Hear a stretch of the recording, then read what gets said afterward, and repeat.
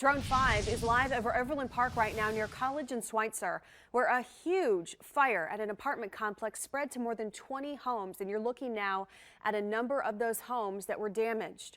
Many families lost everything, and it's still unclear at this point what caused that fire to start.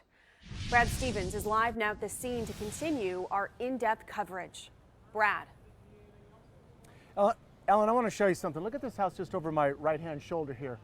Gone. The house right next to it, it is gone as well. And then Chemo, if you'll pan to the left there, and you can see just how close these houses are to the apartment complex that burned down. It just gives you an idea of how hot, how intense these flames were in this neighborhood. We're still in the neighborhood of 115th and Ballantyne. And again, we were just talking with someone in the neighborhood who said, this is almost like a tornado, where you'll see the tornado, how it hits a house, spares a house, hits a house. Because here's two houses that are gone. The house across the street, fine. A couple houses on either side, just fine. A very strange, eerie feeling just to see how indiscriminate this fire was. And so, Ellen, people in this neighborhood and neighborhoods all around here are still reeling after yesterday's fire. And not just the victims. Even the fire chief says he's never seen anything like this in all his years in Overland Park. Now, this video from Chopper 5 just shows the flames at their strongest yesterday. They destroyed part of this apartment complex, which was still under construction.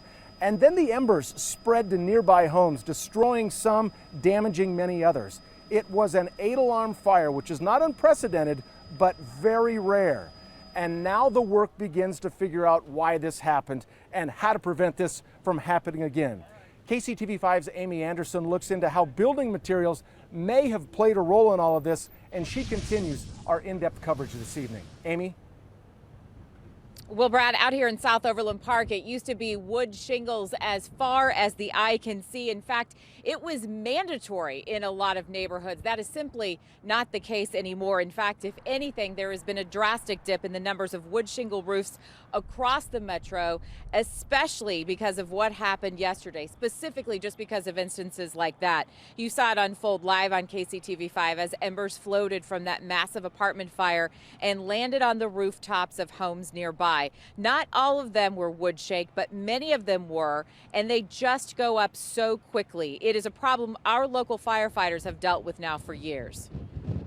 I would say the number of shakes over time has decreased. I think as hailstorms come through and people replace, and the action the city took that did not, the shake shingles were not banned, but there was legislation that helped keep them from being mandated. So giving the homeowner an option to have a composition shake has really assisted, and we've seen a lot of that over the years. Coming up tonight at 5 o'clock, we talk with a local builder about the trend toward composite roofs here in the metro. For now, reporting live in Overland Park, Kansas, Amy Anderson, KCTV5 News. Brad.